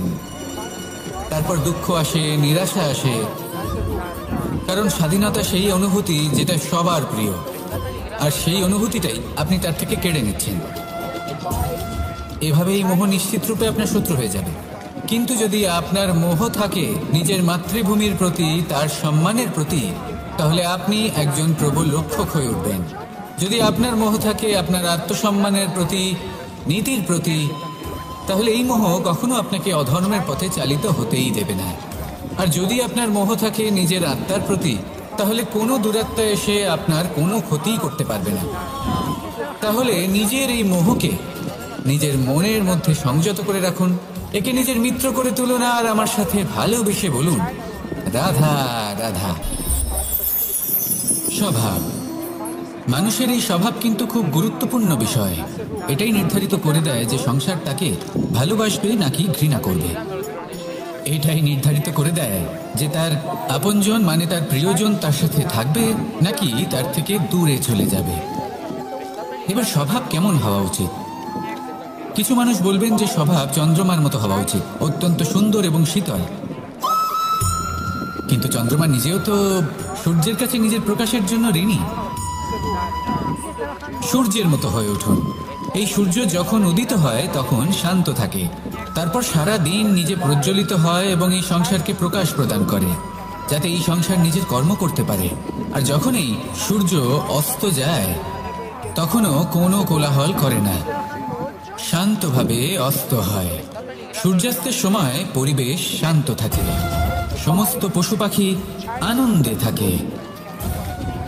সূর্য যখন অস্ত হয় তখন এই আশা নিয়ে অস্ত হয় যে পরের দিন সে আবার উদিত হবে, আর অস্ত হওয়ার পরেও সে চন্দ্রমাকে নিজের প্রকাশ প্রদান করে। যদি আপনিও নিজের উত্থানের সময় অহংকার না করেন এবং নিজের পতনের সময় দুঃখী না হন, আর জীবনে অন্ধকার ঘনিয়ে আসার পরও আপনি অন্যদের সাহায্য করেন, তাহলে সূর্যের মতো আপনি আবার উদিত হবেন, এই সংসারকে প্রকাশ প্রদান করতে পারবেন, সাফল্য লাভ করতে পারবেন। আসুন আমার সাথে ভালোবেসে বলুন, রাধা রাধা। আজ আমরা কথা বলবো মানুষের আরো একটা খুব বড় শত্রুর বিষয়। তার নাম হলো ক্রোধ। এই ক্রোধ হলো একটি জ্বলন্ত কয়লার মতো, যেটা প্রজ্বলিত করে আপনি যার দিকেই ছুঁড়ে মারুন না কেন সবার আগে কিন্তু আপনারই হাত পুড়ে যাবে। কিন্তু কখনো কখনো এই জীবনে রাগ দেখানোটাও খুব অবশ্যম্ভাবী হয়ে পড়ে। যেমন ধরুন, যদি আমরা কথা বলি সেই ক্রোধের যা আসে যখন আপনি ধর্মকে রক্ষা করছেন, অধর্মের বিরুদ্ধাচরণ করছেন, সত্যের হয়ে রুখে দাঁড়াচ্ছেন, মাতৃভূমির মঙ্গলের কথা ভেবে চলেছেন, নিজের প্রিয়জনদের মঙ্গলের বিষয় ভেবে চলেছেন, তখন ক্রোধের জন্ম হওয়া খুবই স্বাভাবিক আর কোনোভাবেই অনুচিত নয়। কিন্তু যদি তখনও আপনার মনে ক্রোধ জন্ম না নেয়, তাহলে এর অর্থ হলো যে আপনি কোথাও না কোথাও দুর্বল। এই ক্রোধ নামক শত্রুকে যদি মিত্র করে তুলতে হয়, তাহলে পরিস্থিতির সম্যক ধারণা, বিবেক আর ধৈর্য, এই তিনেরই প্রয়োজন। তাই এই ক্রোধকে নিজের মিত্র করে তুলুন আর আমার সাথে ভালোবেসে বলুন, রাধা রাধা। যদি নিজের কথা বলি, তাহলে আমার এই নিয়ে অভিযোগ নেই যে জন্মের পরেই আমাকে মা বাবার থেকে দূরে চলে যেতে হলো। আমার এই নিয়েও অভিযোগ নেই যে একজন মামা যিনি ভাগ্নের জন্য নিজের প্রাণও ত্যাগ করতে পারেন, সেই মামাই আমার প্রাণ কেড়ে নেওয়ার জন্য প্রত্যেক সম্ভাব্য প্রচেষ্টা করলেন। এই নিয়ে অভিযোগ নেই যে মহাযোদ্ধা হওয়া সত্ত্বেও আমাকে সারথি হওয়ার চয়ন করতে হলো। বরং আমি কৃতজ্ঞ। মুক্ত করুন সেই ছোট্ট বালকের মতো। মনের মধ্যে না কোনো চিন্তা রাখবেন, না মোহ, না ক্রোধ, না কোনো রকমের ছলনা বা কপটতা। সবাইকে সমান চোখে দেখুন আর নিজের মনেই প্রসন্ন থাকতে শিখুন। এই মন প্রেমময় হয়ে বলবে, রাধা রাধা। প্রয়াস, পরিশ্রম, এই শব্দগুলি শুনতে হয়তো ছোট মনে হয়, কিন্তু এর মূল্য অনেকটাই অধিক। এবার প্রয়াসও কিন্তু দুই ধরনের হয়। একটা প্রয়াস তাই যা আমরা নিজের মন থেকে, অন্তর থেকে সমগ্র শক্তি দিয়ে করার চেষ্টা করি। এবারে এই প্রয়াস প্রচেষ্টার নামান্তর। কিছু প্রয়াস এমনও হয় যেমন দ্রুতক্রীড়া খেলা। মানুষ বলেন, আজ একটু প্রয়াস করি, একটু দ্রুতক্রীড়া খেলেই দেখি, যদি বিজয়ী হই তবে ভালো ব্যাপার, যদি না হই তবে আর কখনো খেলবো না। এটাও কিন্তু প্রয়াস, কিন্তু এই প্রয়াস পরিশ্রম নয়। পাণ্ডবদের দেখুন, ওনারা যখন পরিশ্রম করেছিলেন তখন খাণ্ডবপ্রস্থকেও ইন্দ্রপ্রস্থ বানিয়েছিলেন। দ্রুতক্রীড়া খেললেন, সেই মুহূর্তেই ইন্দ্রপ্রস্থ হারিয়ে ফেললেন। পরিশ্রম করলেন, সগৌরবের রাজা হলেন। দ্রুতক্রীড়া খেললেন, তখন এক মুহূর্তে রাজা থেকে নিঃস্ব হয়ে গেলেন। সারমর্ম এটাই যে দ্রুতক্রীড়া কখনো কখনো আপনার মিত্র হতে পারে, কখনো সে আপনাকে বিজয়ী করতে পারে, কিন্তু প্রয়াস এবং পরিশ্রম যখন একসাথে মিলিত হয় তখন তা সর্বদাই আপনার সাথে থাকে। প্রয়াস করতে থাকুন, পরিশ্রম করতে থাকুন, আর আমার সাথে ভালোবেসে বলুন, রাধা রাধা। এই সমগ্র সংসারের সব থেকে গুরুত্বপূর্ণ ব্যক্তি কে? স্বয়ং আপনি। নিজের জন্য তো বটেই, তাই না? কারণ যখন আপনি জন্মগ্রহণ করেন, নিজের চোখ খোলেন, এই সংসারে আসেন, তখনই তো এই সংসারকে আপনি দেখতে পান, অনুভব করতে পারেন। এখানকার আবেগ, এখানকার মানুষজন তখন থেকেই অনুভব করেন। যদি আপনি না থাকেন তাহলে এই সংসারের অস্তিত্ব আপনার কাছে শূন্যের সমান, তাই না? আপনি না থাকলে এই সংসারও আপনার কাছে নেই। এবার সবাই বলবেন যে এ তো সত্যি কথা, সেই অনুযায়ী তো আমার স্বার্থপর হওয়া উচিত, অহংকারী হওয়া উচিত, কারণ আমার কাছে আমিই তো সবকিছু। দৃষ্টিভঙ্গি পাল্টে দেখুন। আপনার কাছে সব থেকে বেশি গুরুত্বপূর্ণ ব্যক্তিকে আপনি নিজেই। সেই মানুষটি কেমন হওয়া উচিত একটু ভেবে দেখুন। সবসময় সকলকে সাহায্য করুন, একসাথে মিলে পরিশ্রম করুন, সাহায্য করুন অন্যদেরকে, এটা অতি আবশ্যক। এবং তার থেকেও বেশি গুরুত্বপূর্ণ হলো এটাই যে আপনার মনে যেন কখনো এই বিষয়ে ভয় না থাকে যে আমি আমার প্রিয়জনদের, আমার কাছের মানুষগুলিকে হারিয়ে ফেলব। এই ভয় কখনোই মনের মধ্যে থাকা উচিত নয়। যদি ভয় থাকে তাহলে থাকুক এই বিষয়ে যে সকল মানুষ আমার জীবন থেকে, আমার থেকে দূরে চলে যাচ্ছেন, তাদের বাধা দিতে দিতে আমি যেন নিজেকেই না হারিয়ে ফেলি, নিজের অস্তিত্বকেই না হারিয়ে ফেলি, নিজের ব্যক্তিত্বকে, নিজের বিচারধারাকে, নিজের করুণার শক্তি না হারাই। তাহলে এই ভয় ত্যাগ করুন আর আমার সাথে ভালোবেসে বলুন, রাধা রাধা। এই সংসারের সব থেকে গুরুত্বপূর্ণ তত্ত্ব কোনটা? প্রথম হলো সময়। জন্ম থেকে মৃত্যু পর্যন্ত এই যে সময়, এটাই তো হলো জীবন। দ্বিতীয় হলো জীবন, যাতে আমরা সময়ের সদ্ব্যবহার করি, শ্রেষ্ঠ থেকে শ্রেষ্ঠতর কাজ করার চেষ্টা করি, বহু বছরের এই পরম্পরা, এই সংস্কৃতিকে এগিয়ে নিয়ে যাওয়ার চেষ্টা করি, এই সংসারে আমরা অংশগ্রহণ করতে চেষ্টা করি। তৃতীয় হলো ধন, সেই ধন যা প্রত্যেক ব্যক্তি অর্জন করতে চেষ্টা করেন। এবার এই তিনটি তত্ত্বের মধ্যে একটা সামঞ্জস্য আছে, সমান ব্যাপার আছে, সে ধনই হোক বা সময় হোক বা হোক জীবন। আর সেই সমান ব্যাপার হলো যে যদি আপনি এটা গণনা করতে থাকেন তাহলে তা কমতে থাকে, যদি আপনি এটা ব্যবহার করেন তাহলে তা বাড়তে থাকে।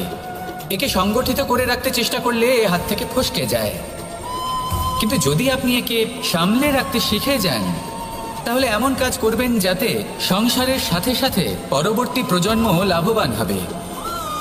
যদি কিছু শিখতে চান তাহলে সামলাতে শিখুন, গণনা করা বা সংগঠিত করা নয়।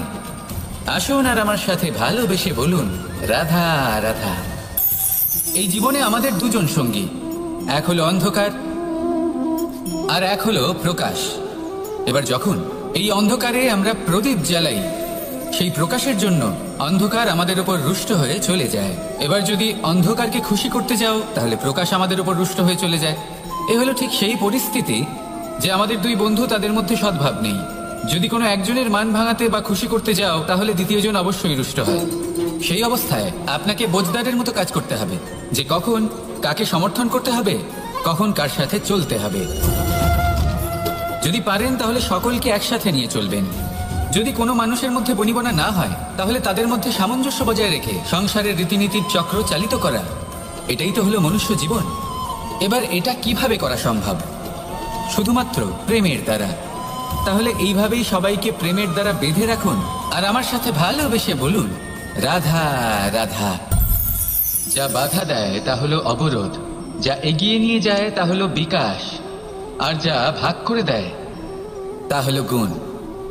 আপনি সবাইকে আনন্দ দিন, তার বদলে আপনিও আনন্দ পাবেন। আপনি সবার মধ্যে প্রেম ছড়ান, আপনিও তার বদলে প্রেমই পাবেন। এই দেখুন না, মেঘেদের দেখুন। এই যে মেঘ, এই মেঘের গুণ এইটা নয় যে এরা জল সংগ্রহ করে রাখে। এদের গুণ হলো এটাই যে এই মেঘ সকলের মধ্যে জল ভাগ করে দেয়। ধরিত্রীর এবং জগতের তৃষ্ণা নিবারণ হয়। সূর্য, সূর্যের গুণ এইটা নয় যে সে সব থেকে বেশি তেজস্বী। তার গুণ হলো এটাই যে সে নিজের তেজ সবার মধ্যে ভাগ করে দিতে পারে। ঠিক সেইভাবেই জীবনে আনন্দ, উল্লাস, প্রেম, এই সব কিছুই ভাগ করে নিতে শিখুন। এটাই হলো একটা গুণ। আর তার বদলে আপনি দ্বিগুণ আনন্দ, দ্বিগুণ উল্লাস, দ্বিগুণ প্রেম অবশ্যই পাবেন। যদি আপনি এই সবকিছু নিজের কাছেই জমিয়ে রাখেন তাহলে আপনি নিজের বিকাশে নিজেই বাধা দেবেন। আসুন আর আমার সাথে ভালোবেসে বলুন, রাধা রাধা। মানুষের জীবন বড়ই বিচিত্র হয়। যেই মুহূর্তে জন্ম নেয় একটা প্রতিস্পর্ধায় প্রবেশ করতে থাকে। মানুষ জন্ম নেয় আর প্রতিস্পর্ধা শুরু হয়ে যায় ভাই এবং বোনের মধ্যে সর্বশ্রেষ্ঠ হবার, সবার থেকে এগিয়ে থাকার। তারপরে সে যায় গুরুকুলে। নিজের বন্ধুদের মধ্যে সর্বশ্রেষ্ঠ হওয়ার প্রতিস্পর্ধা শুরু হয়। এবার সেখান থেকে বাইরে বেরিয়ে সংসার জীবনে প্রবেশ করে ধন উপার্জনের প্রতিস্পর্ধা শুরু হয়।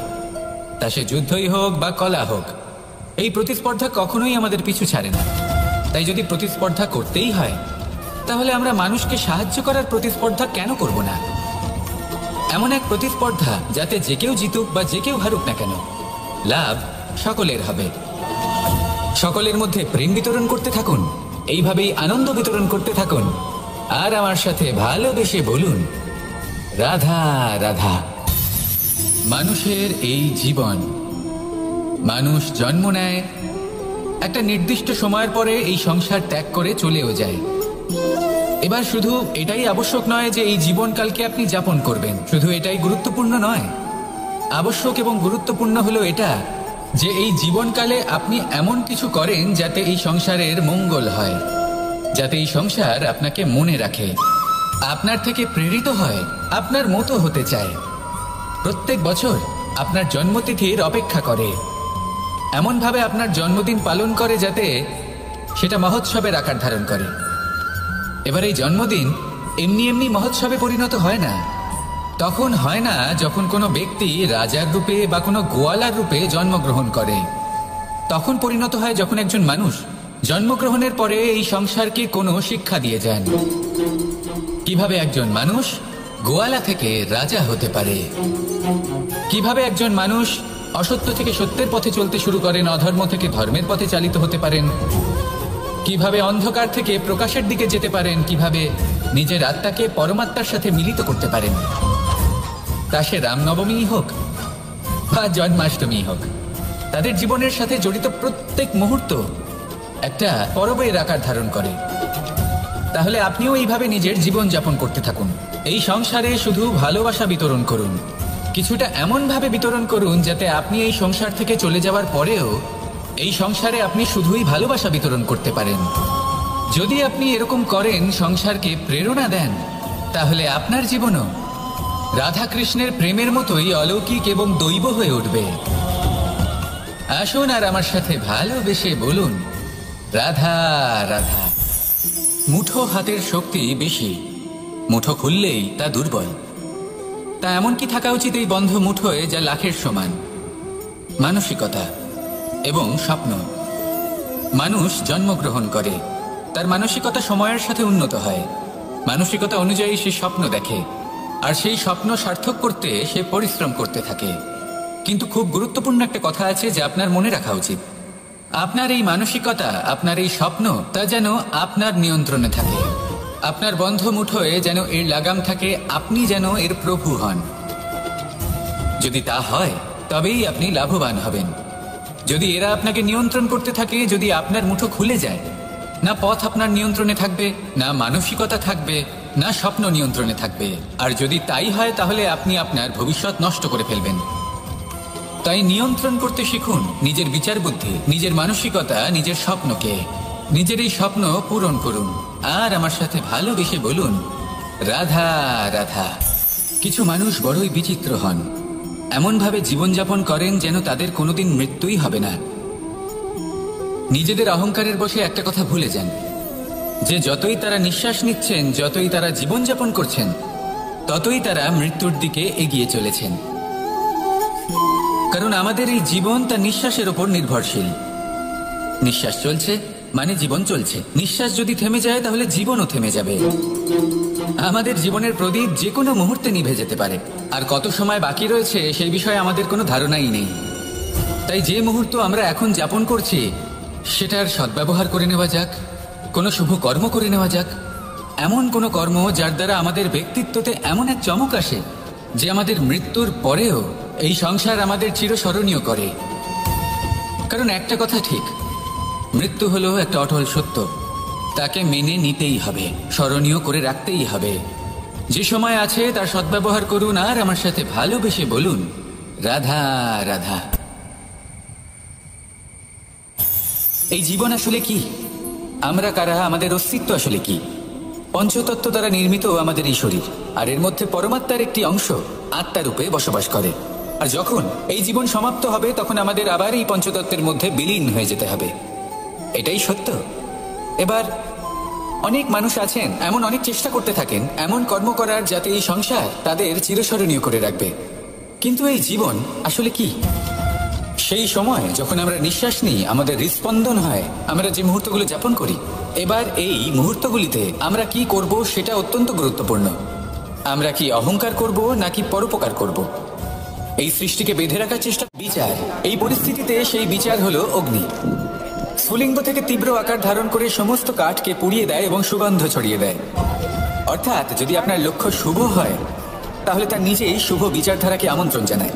এই শুভ বিচার তখনই আসবে যখন আপনার সংকল্প শুভ হবে। অন্যদিকে হলো চিতার আগুন। এর লক্ষ্য কি? একটা দেহকে পরধামে পৌঁছে দেওয়া। সবার শেষে সবকিছু আপনার উপরে নির্ভরশীল যে আপনি কোনটা চয়ন করতে চান। আপনার লক্ষ্য যদি শুভ হয় তাহলে আপনার বিচার এবং সঙ্গতি আর তার পরিণাম সবই শুভ হবে।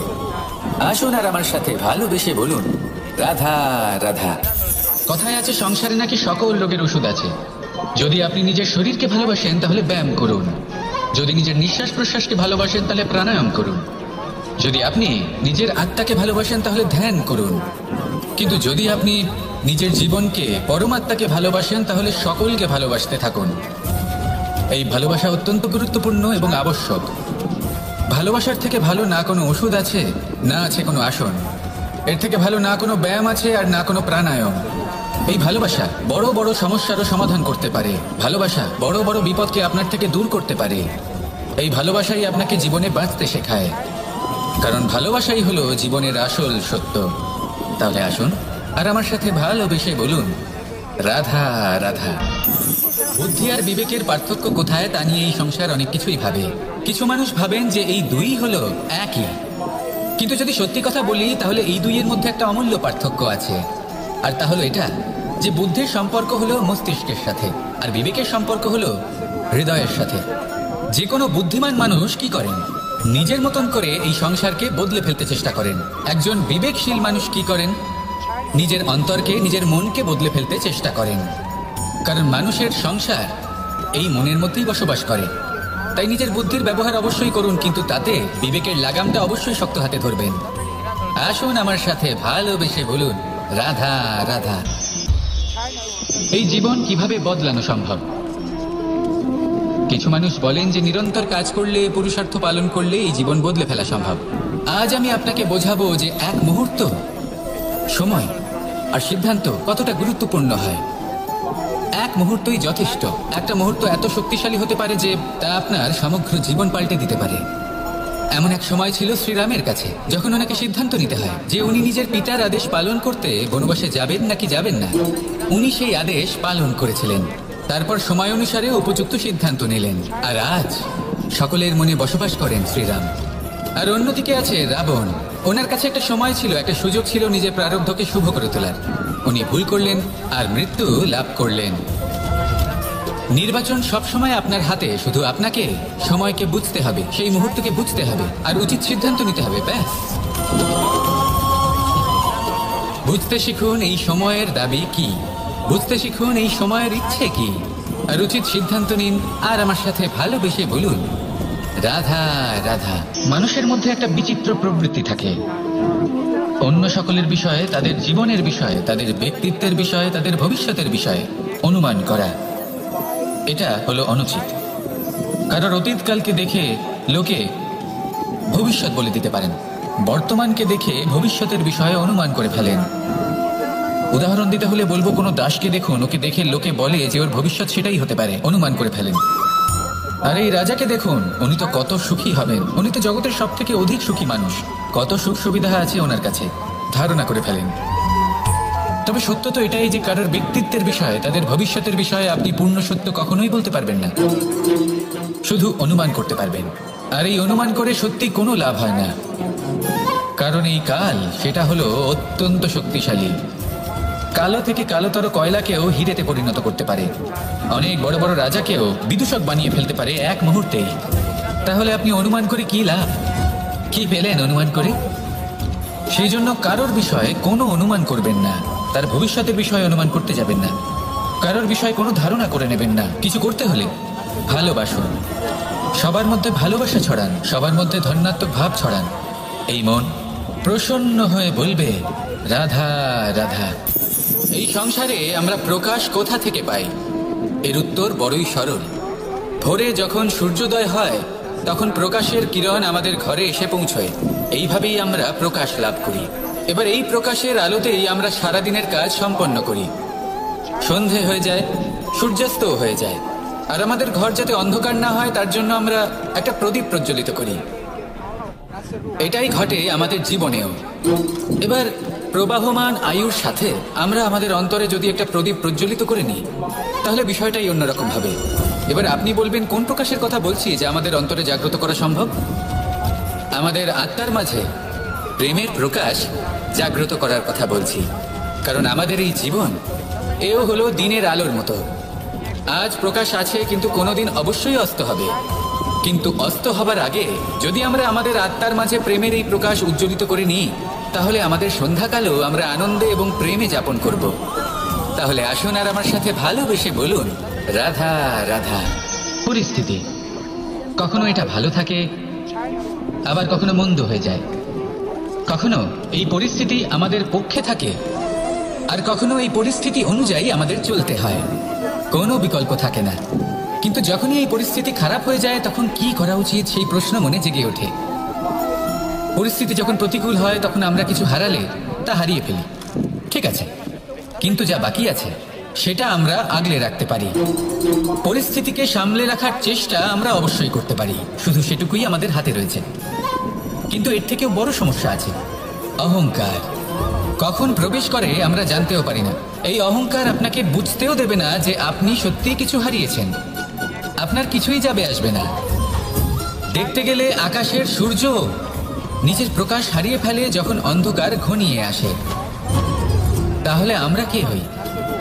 ওনার সামনে তো কিছুই নই। এই অহংকার আমাদের দমন করতেই হবে। এটা বিশ্বাস করতে হবে যে এই সমগ্র সৃষ্টিতে আমরা শুধুমাত্র একটা কণা, তার থেকে বেশি আর কিছুই নয়।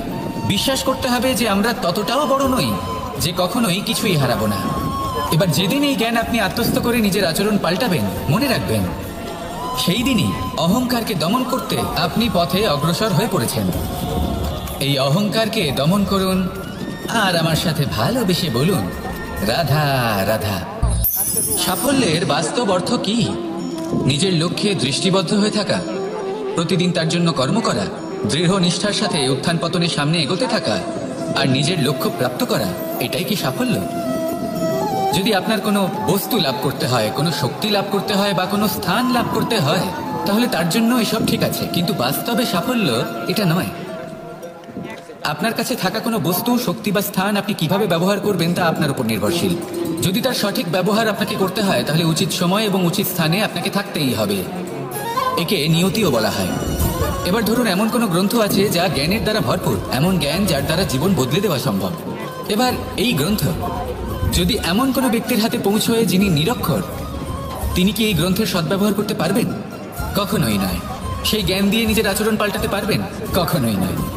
সেরকমই ধরুন কোনো ব্যক্তি যার কাছে একটা অস্ত্র আছে যার দ্বারা উনি শত্রুকে শেষ করে দিতে পারেন, কিন্তু সেই ব্যক্তি হলেন একজন কাপুরুষ। তিনি কি শত্রুকে শেষ করতে পারবেন? তিনি কি জয় লাভ করতে পারবেন?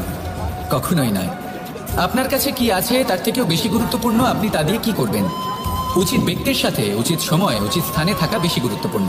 নিজের গুণের সাথে, নিজের শক্তির সাথে, নিজের জ্ঞানের সাথে উচিত সময় উচিত স্থানে অন্যের যন্ত্রণাকে দূর করা, অন্যের জীবনকে আরো সুন্দর করে তোলা, এটাই হলো সাফল্য। তাহলে সাফল্যের বাস্তব অর্থ বুঝুন, অর্থাৎ নিজেকে আরো প্রসন্ন রাখুন আর আমার সাথে ভালোবেসে বলুন, রাধা রাধা। মানুষের শরীর থেকে যা কিছু নির্গত হয় সবই পচনশীল, তা থেকে দুর্গন্ধ বেরোয়, একটা ঘৃণাবোধ জন্ম নেয়। আমাদের রক্ত হোক, অবশিষ্ট হোক, ঘাম হোক, নিঃশ্বাস হোক, আবার এমনকি যখন আমরা মনুষ্য শরীর ত্যাগ করি তারপরেও এই শরীরেও পচন ধরে, তার থেকে দুর্গন্ধ বেরোয়। কিন্তু বিষয়টা হলো এটা আমাদের হাতেই নেই। তাহলে আমাদের হাতে কি রয়েছে? আমাদের কর্ম, আমাদের উদ্দেশ্য আর আমাদের বাণী। যদি এইগুলো শুভ রাখেন তাহলে শুধু নিজে সুগন্ধিত থাকবেন না, এই সমগ্র সংসারকে সুগন্ধিত করে তুলবেন। কথায় আছে যে বাণীর থেকে অধিক মূল্যবান আর কিছুই নেই। সেই জন্য যে কোনো কথা বলার আগে নিজের শব্দকে নিজের মনের তুলাদণ্ডে মেপে দেখুন, তারপরে তার প্রয়োগ করুন। কখনো কখনো এমনও হতে পারে যে আপনার কথা কারোর জীবনে আশীর্বাদ হয়ে দাঁড়ালো, যার দ্বারা হয়তো সে শক্তি এবং প্রসন্নতা লাভ করলো। আবার এমনও হতে পারে যে আপনার কথা হয়তো কারোর মনে এমন আঘাত দিল, সে সেই আঘাত কোনোদিনও ভুলতে পারল না। আসুন আমার সাথে ভালোবেসে বলুন, রাধা রাধা। এই সংসারে এমন কিছু মানুষ আছেন যাদেরকে আপনার ভালো লাগে, তারা আপনার প্রিয়। আমরা চাই ওনারা আমাদের কাছে থাকুন, আমরা ওনাদের কাছে থাকি। এবার সেই ক্ষেত্রে আমরা তাদের ভালো ভালো উপহার দেওয়ার চেষ্টা করি, কারণ ওনারা হলেন আমাদের প্রিয়। আর তার বদলে আমরা আশা করে থাকি যে ওনারা আমাদের একটু সম্মান করবেন। এবার এই মানুষজন যারা আমাদের প্রিয়, এদের আমরা একটা উপহার দিই। সোনা দিয়ে থাকি, আভূষণ দিয়ে থাকি, হিরে মুক্ত দিয়ে থাকি। কিন্তু যদি ভেবে দেখি, এই সব কিছুরই একটা মূল্য আছে। ভেবে দেখুন, আপনি কি তাদের এমন কোনো উপহার দিতে পারেন যা কিনা অমূল্য? তা এরকম উপহার কি হতে পারে? ঠিক বলেছেন আপনি, প্রেম। এই প্রেমই হলো অমূল্য, কারণ মন থেকে এর উৎপত্তি হয়। না চেয়ে পাওয়া যায় আর না ছিনিয়ে নেওয়া যায় এই ভালোবাসা।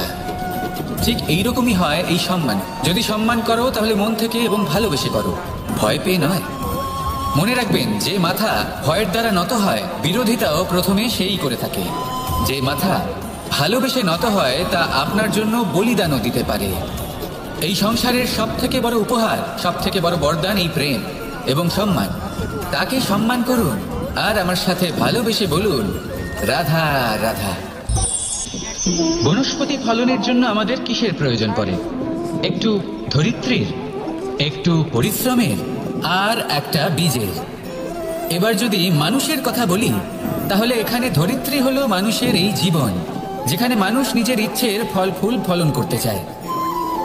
পরিশ্রম হলো আমাদের কর্ম, আর বীজ হলো আমাদের নির্বাচন।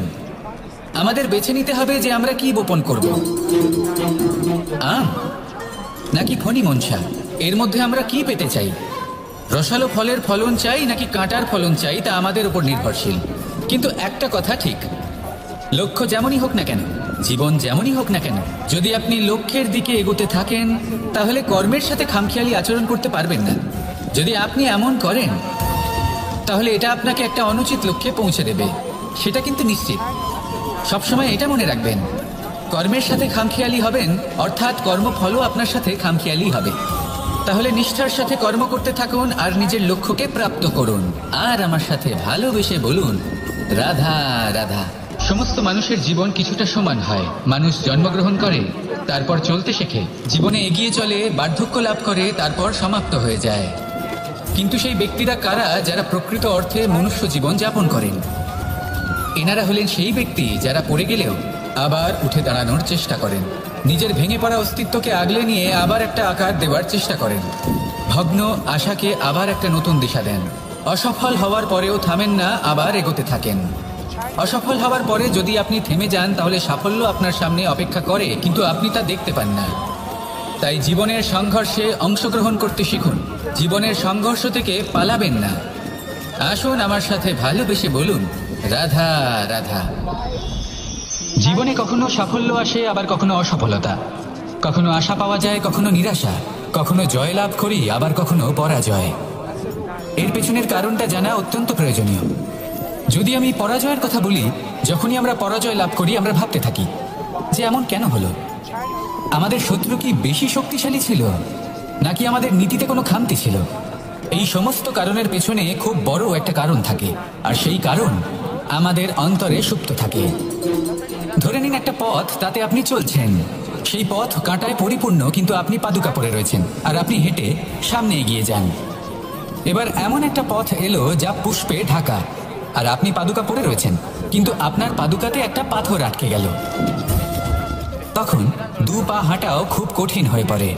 এই সংসারের যে কোনো শক্তি আপনাকে পরাস্ত করার পূর্বে আপনি জানেন কি আপনাকে পরাস্ত করতে পারে? আপনার অন্তরের দুর্বলতা, আপনার অন্তরের সেই সুপ্ত শত্রু। আর সেই জন্য ইতিবাচক মনোভাব গুরুত্বপূর্ণ হয়ে পড়ে। ভালো মানুষদের সাথে থাকুন, সৎসঙ্গে থাকুন, বন্ধুত্ব করুন, ভালোবাসুন। এই ভালোবাসা এত শক্তিশালী এক অস্ত্র, যাকে ব্রহ্মাস্ত্র পরাস্ত করতে পারে না। এই সমস্যারূপী পাথর কিছুই নয়। আসুন আমার সাথে ভালোবেসে বলুন, রাধা রাধা। ইচ্ছে এবং চেষ্টা এই দুই মানুষের মধ্যে আছে, কিন্তু এই দুইয়ের মধ্যে সামঞ্জস্য থাকা খুব প্রয়োজন। আপনার যা ইচ্ছে সেটা পূর্ণ করার জন্য চেষ্টার প্রয়োজন তো অবশ্যই। আপনি যে স্বপ্ন দেখেন সেটা পূর্ণ করার জন্য নিদ্রা ত্যাগ করে চেষ্টা করা অত্যন্ত প্রয়োজনীয়, নয়তো এই স্বপ্ন কখনোই পূর্ণ হবে না। যদি আপনি কোনো প্রশ্নের উত্তর চান তাহলেও আপনাকে চেষ্টা করতেই হবে। জীবনে যদি সামনে এগোতে হয় তাহলে পাকে কষ্ট দিয়ে সামনে এগোতে হবে, চেষ্টা অবশ্যই করতে হবে। যদি আপনি চেষ্টা না করেন, পরিশ্রম না করেন, তাহলে এই সংসার আপনাকে পেছনে ফেলে সামনে এগিয়ে যাবে। নিজের ইচ্ছেগুলিকে মন থেকে বাস্তবে আনুন আর চেষ্টার দ্বারা তাকে সার্থক করুন। এই মন প্রসন্ন হয়ে বলবে, রাধা রাধা। আপনি কাউকে সাহায্য করতে চান আর সেই কারণেই যদি থেমে থাকেন তাহলে ঠিক আছে, কারণ আপনি কাউকে সাহায্য করে তার জীবনকে আরো ভালো করে তুলতে চাইছেন, আরো শ্রেষ্ঠ করতে চাইছেন। এই পুণ্য, এই কর্ম ফিরে আপনার কাছেই আসবে আর আপনার জীবনকে শুভ করে তুলবে।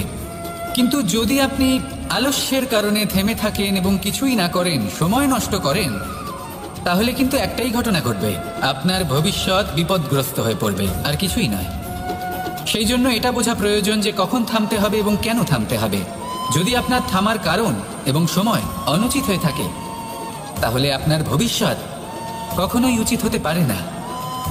সেই জন্য সময়কে সম্মান করুন আর পূর্ণ ব্যবহার করতে শিখুন। আর আমার সাথে ভালোবেসে বলুন, রাধা রাধা। আপনি কখনো মাখনের হাঁড়ি ভেঙেছেন? কত আনন্দ পাওয়া যায়। এই মাখনের হাঁড়ি ভাঙলে পুরো মাখন আমাদের গায়ে এসে পড়ে আর মন উচ্ছ্বসিত হয়ে ওঠে। কিন্তু তার জন্য বালগোপালদের কত চেষ্টা করতে হয় সেটা কখনো ভেবে দেখেছেন?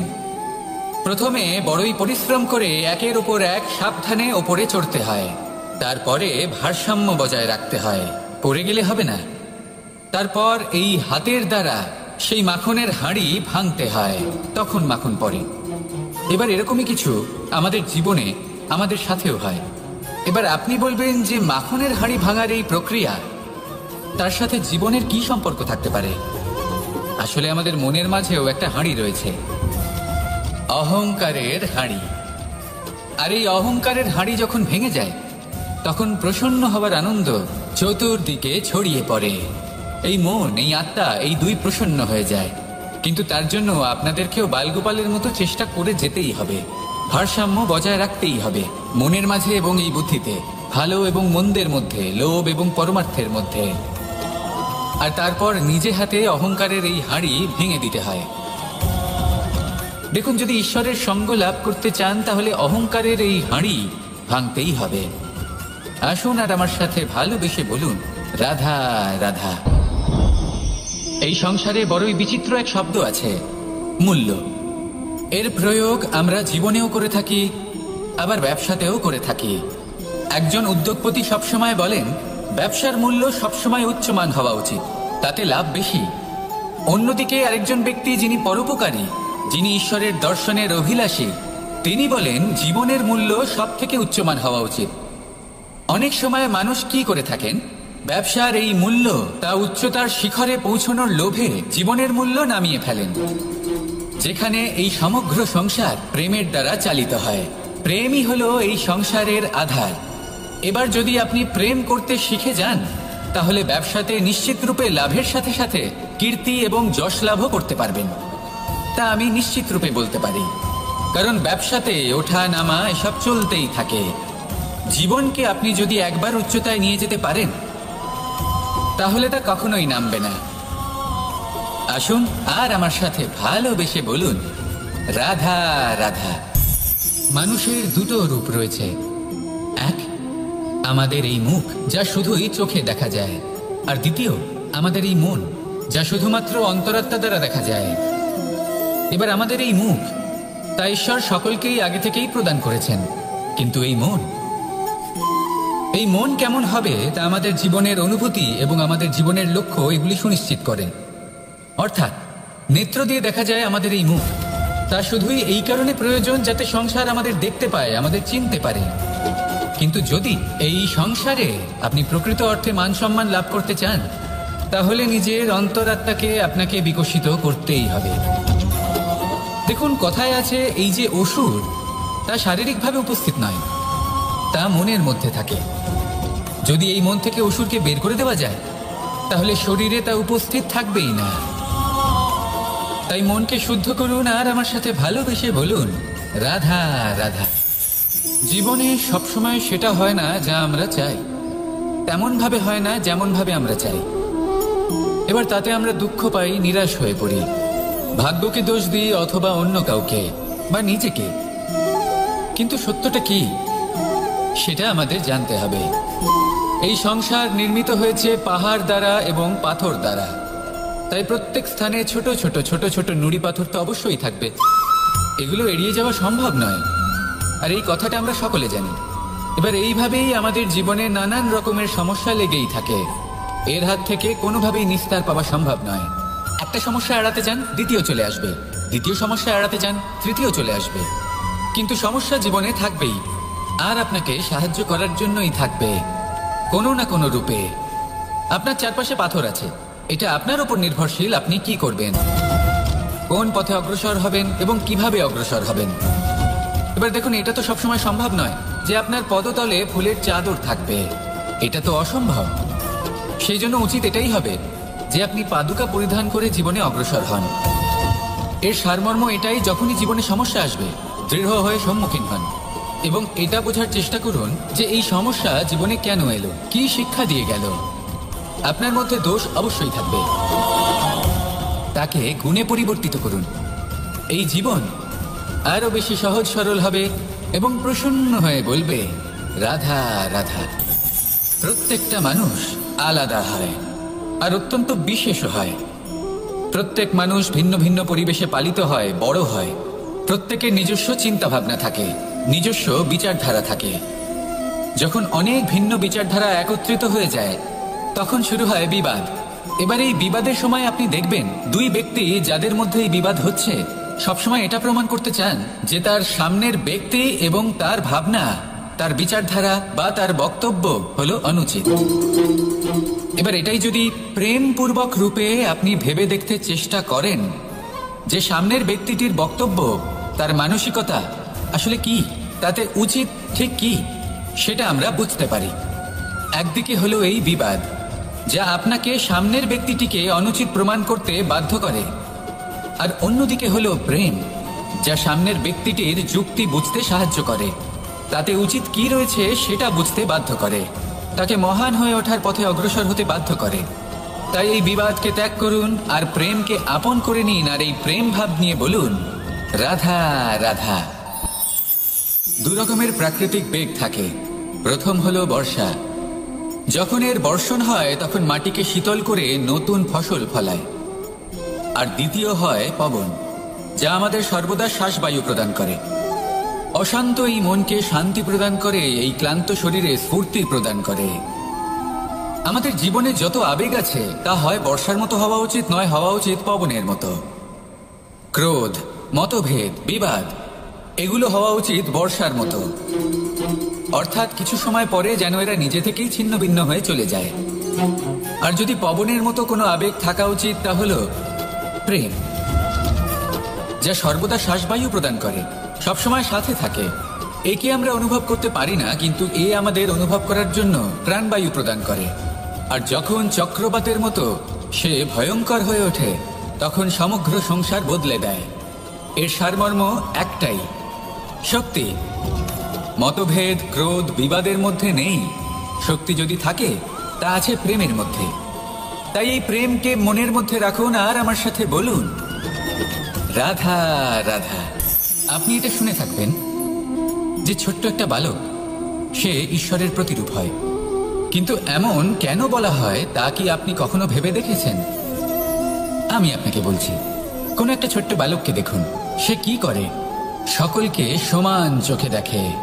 ওর মনে না কোনো ছলনা রয়েছে, না কোনো কপটতা, না অহংকার রয়েছে, আর না কোনো বিষয় নিয়ে কোনো চিন্তা। সকলকে সে সমান চোখে দেখে আর নিজের মধ্যেই প্রসন্ন থাকে, সকল বিকার থেকে মুক্ত। এগুলোই তো সেই গুণ সেই বালকের মধ্যে, যা হলো ঈশ্বর স্বরূপ। এবার ভেবে দেখুন, যদি প্রত্যেকটা মানুষ এই ছোট বালকের মতো সেই সব গুণ নিজের মধ্যে জাগ্রত করে তোলে তাহলে কি হবে? তারাও ঈশ্বর তুল্য হয়ে উঠবে। তাই আপনিও এটাই করুন, নিজের মনকে